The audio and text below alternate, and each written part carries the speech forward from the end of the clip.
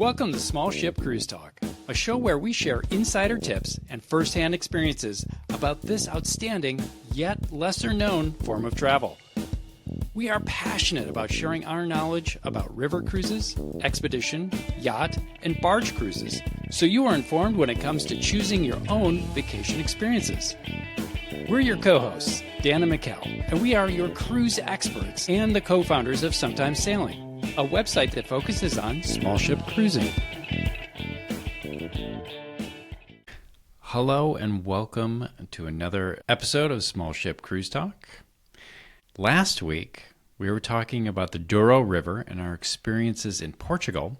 And then this week, we're back in the United States. If you've ever wondered what dining is actually like on American cruise lines, today's episode is for you. We want you guys to understand all about the food and drinks on ACL, what to expect, the special treats, cookie time, evening sundaes, and all those little things that make dining on American cruise lines so special. Also, we realize that this is a podcast, traditionally voice, and you can see us if you're watching on YouTube.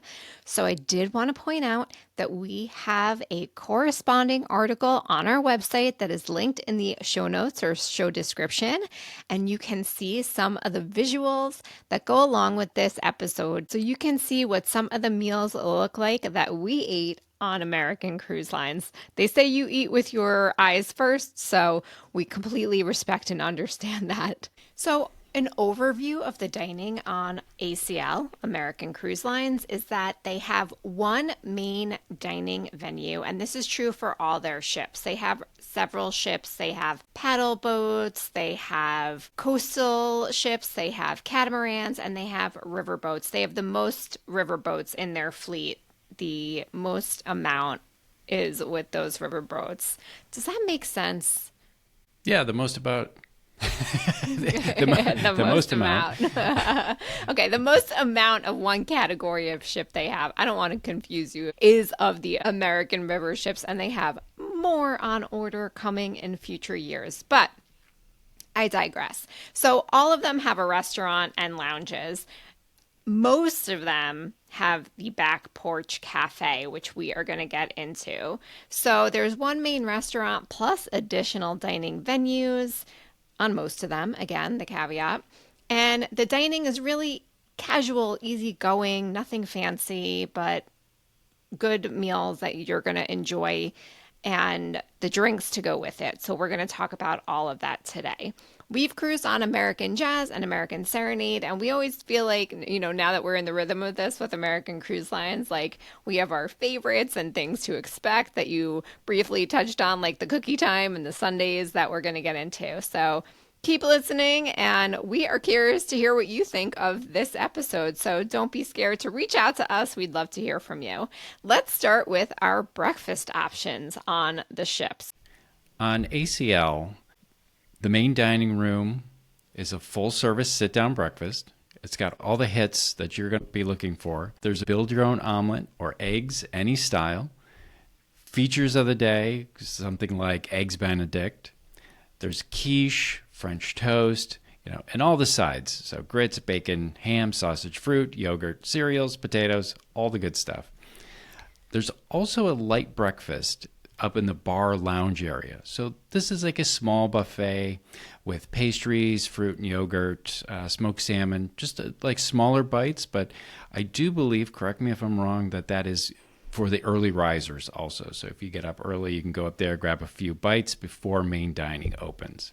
Yeah, and it continues throughout the main dining. So what I really liked is that it gave us some options and a change of scenery. Yeah. So one of the other things that I recommend that you discover pretty quickly is the Back Porch Cafe.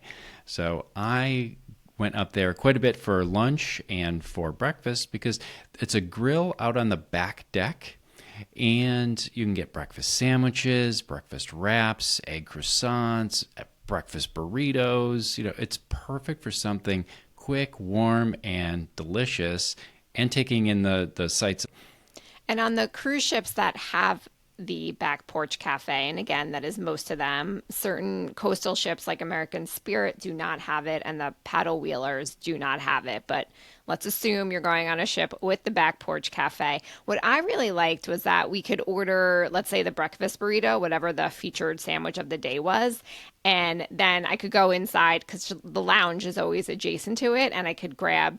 One day they had like bruleed bananas, so they put like a little sugar crust on it. And another day they had the same with a grapefruit. So you could grab some fruit in there and then kind of build your own side situation with the breakfast options. I really loved when we would, coordinate in the morning. One of us would go grab coffee while the other was showering. And then, I'd put the order in, let's say for the breakfast burrito at that Back Porch Cafe, or the grill as most people call it.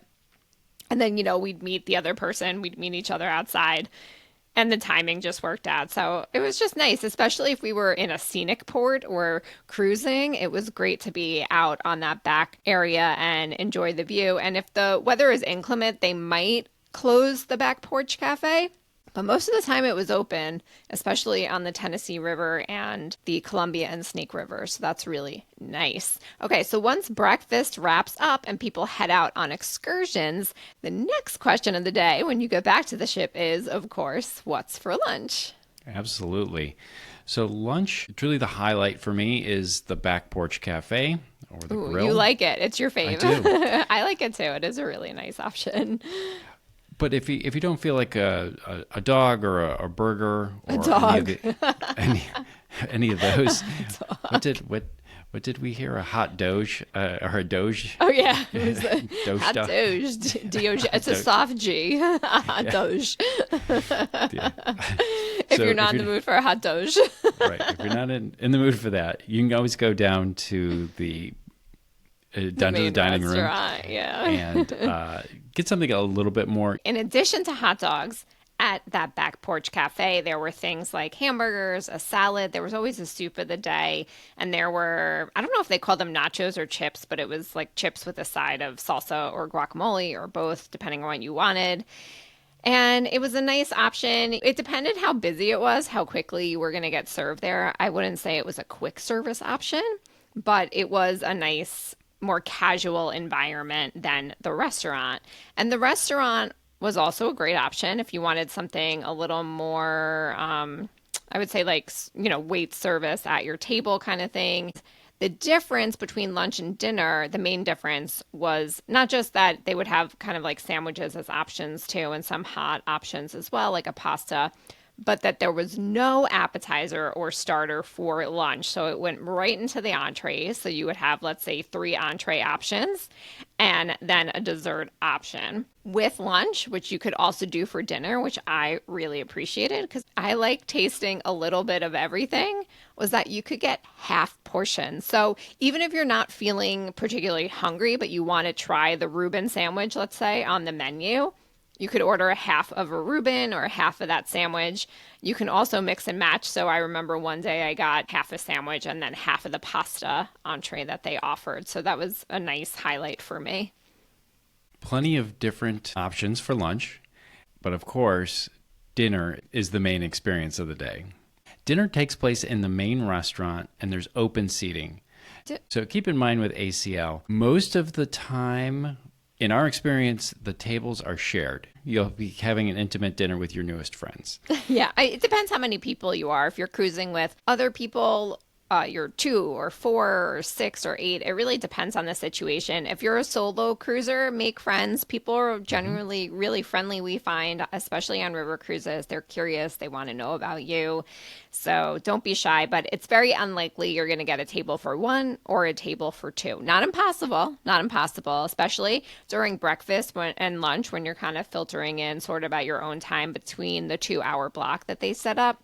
But dinner felt like people really were anxious to get in there as soon as it opened and claim their seat. A lot of people, I noticed, we did it too, find their favorite server pretty quickly within the first 2 or 3 days of the sailing and then try to sit in their section too. Did you find that? Yeah, absolutely. And it was interesting too, because most of the staff or most of the crew is American, you got a quick connection with your servers. True. And it's like, oh, you're from Illinois. Well, or this or that. And it seemed like it was more of an instant bond with the servers. Yeah. The only thing you can't really do with them is if you're both from the same area. It's unlikely you can play like friend geography because there's probably no doubt that you're older than them. I mean, we're in our 40s and these are like, recently graduated from college kind of age. Yeah. That is true. But the servers are so nice. Let's talk about dinner. It's a typical dinner menu. So there's appetizer, main course, desserts, and there's plenty of opportunities to request those half portions like Mikkel talked about. And it's a very relaxed and social evening experience. So you don't need to bring your tux or your ball gown for ACL. Yeah. You can just show up in jeans and T-shirts, and you are welcomed either way. Yeah, I would say you are. I mean, most people probably wore like something like a collared golf shirt kind maybe of thing. Maybe a polo, something. A polo, yeah. I would wear either a shirt or a blouse with a cardigan. Always bring something to wear sleeve-wise because you never know what the air conditioning is doing on the ship. It could be really cold. That's true of any cruise line we've been on. Yeah, that's true. Yeah. So talking through the menu a little bit, as Dan mentioned, there's, the courses just like a regular meal, starter, entree, dessert. For starters, it was always a soup or a salad option, and you chose one. I mean, I'm sure if you were dying for both of them, they would give it to you. But, usually a typical lettuce salad of some kind and a soup or a gumbo or a bisque, something like that, some version of a soup. For entrees, there were usually 4 options, give or take, and one was always vegetarian. Then there was usually some sort of pasta and then various proteins. So let's say like a fish or a pork or a chicken or beef kind of thing. And then dessert, there was usually an ice cream and then like 2 other options like a cake and a pie or some sort of version of that. Any thoughts on the dinners? Yeah, I would just add kind of overall, but it made me think of it when you were talking about desserts. There's a lot of cobblers in there and things like that. Felt American. So, right. And that was my kind of what clicked for me is like, I forgot how America it is, right? So if you're an American and that's the type of diet you want, you're going to be right at home. Yeah. Right. There is like a comfort and familiarity about it. I mean, I feel like the most exotic thing we saw was like, I don't know, like surf and turf, lobster and steak. That's not even exotic, or trout or duck. They had duck one night. I like duck. I usually order it if it's on the menu. So that was kind of like as exotic, so to speak, as it got. Yeah, there is an escargot night. Yeah, I don't remember that. Although I will say this is a good transition into something else that they have. They have that happy hour. Right. Now that's right before dinner. Yeah, if you opt to go. I did think it was weird, though. So, like, dinner was usually from 5:30 to 7:30, let's say, give or take, depending on the day and the particular schedule for that day. But I do recall being a little disappointed that this, let's call it cocktail hour, kind of started the same time dinner started, which I thought was a little weird. Because there was some kind of really delicious little bites there, and I noticed I would fill up on those and have a couple beers, and then, like, I don't need dinner for another 45 minutes or something. And we're kind of just like stuck going to dinner. Right. So on the note of kind of as exotic as it gets with that cocktail hour, they would put out a really nice spread. It would be like a charcuterie kind of situation and cheese plates and then also some seafood most of the time too. And then they'd have a hot tray. So it would be, I don't know, like meatballs or little tacos one day. There was always like some kind of hot thing on the buffet. Some things you could serve yourself. Oh, there was a crudité also, vegetable platter. Some things you could serve yourself, but mostly there was a crew member serving you and kind of making you the plate that you wanted, which I thought was a nice touch, a little upscale. Yeah, absolutely. And I did see a couple people skip dinner altogether and just go to town on the happy hour buffet. Yeah, the cocktail hour. Like that. And there was a pianist, usually. There's an onboard musician that plays during that cocktail time. I thought it was like a really nice touch. My only complaint about it is that I wish that they staggered the times a little more and it didn't completely coincide to the time of dinner. Yeah, for the reason you said, because you don't want to fill up on that. So. Mm-hmm. something that ACL does that I think is really fun that I always looked forward to going back to dinner is if you didn't want dessert or you knew this was coming, which you'll know because you're listening to us, the evening entertainment started. And as you funneled into the lounge, there was always a multi-tier display of pre-made ice cream sundaes that you could just pick your favorite off of there and sit down and go to town on your ice cream sundae as you were listening to the entertainment. And they did really fun combinations, mint chocolate chip and hot fudge, or that purple one that I wanted, like huckleberry kind of in the area we were in. Ice cream or vanilla, you love vanilla kind of thing with whipped cream. So I thought that was a fun thing to look forward to, and it kind of really brings out the child in you. Yeah, and the cruise is short. Eat dessert twice. Thank you. I like that. I like that a lot. And then if you were kind of more in a savory, noshy kind of mood, even after dinner, or maybe you ate dinner from 5:30 to 6:30 and the entertainment was at 8:30 or 9, so there was more of a gap for you. There's popcorn available as well, so they pop fresh popcorn. So those are some evening treats to look forward to with the entertainment. Now, breakfast, lunch, and dinner are not your only opportunity to eat, that's for sure. So there's anytime snacks that are always out in the bar area. And that's a very nice display of granola bars, chips, soda water, coffees are out there, cookies are usually out there. Teas, juices. You have plenty of options to snack throughout the day. So if you get a little hungry in between meals, that's always available. But one of my favorite times of the day is the daily cookie time. Yes. It typically happens mid-afternoon, and the crew tries to make cookie time a special time. Even if you are out on excursion, you're not going to miss out on cookie time. So sometimes the crew do a surprise and delight and bring cookie time along on the excursion with you. Yeah, I remember when we were at Mount St. Helens, there was a picnic table outside the visitor center, and they set up cookie time out there for all the guests. So nobody got their sugar. What is it? What is it called? Your sugar level? Right. Yeah. So your sugar level doesn't drop? Right, exactly. So your sugar level was maintained and you were happy and sugared up.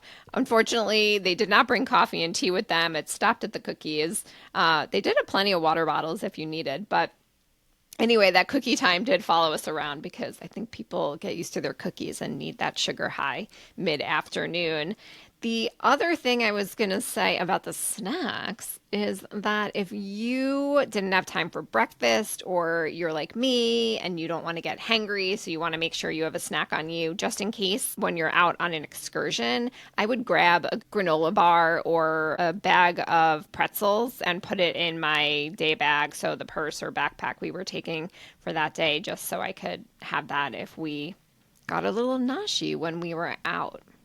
The other thing I want to touch on briefly is that American Cruise Lines includes a pre-cruise hotel stay with their cruises. So, for example, we were in Washington and stayed overnight before we boarded American Serenade, and we were in Chattanooga before we got on American Jazz.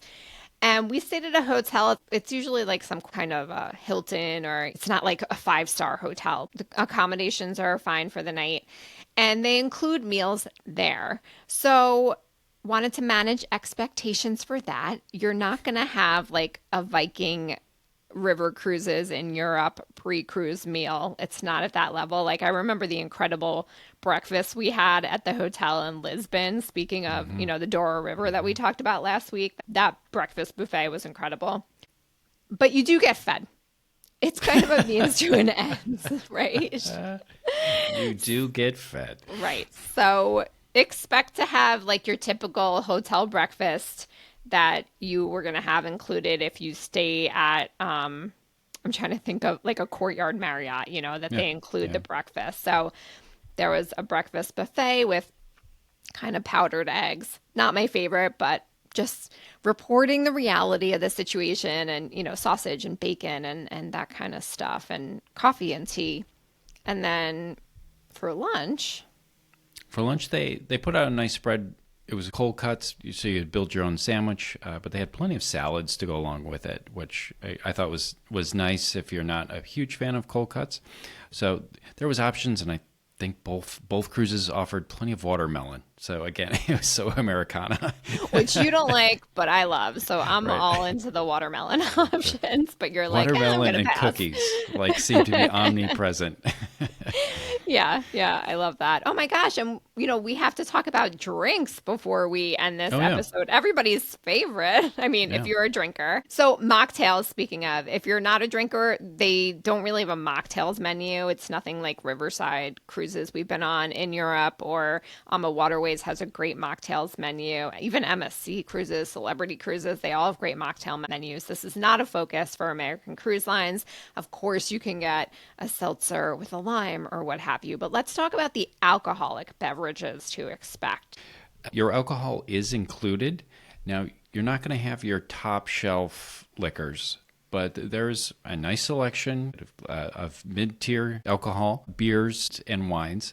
Now, I actually thought because of the location of our last one that was in Washington and Oregon, the wine selection was very good because it was mostly local wines.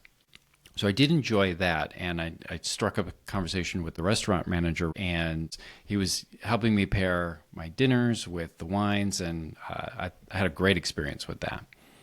Yeah, and in terms of what to expect in terms of the quality of liquor, like you touched on, I remember you got Jameson because I'm not a bourbon or whiskey drinker or scotch for that matter, but did you feel like that was kind of the best of the options there? What other options in that realm did they have?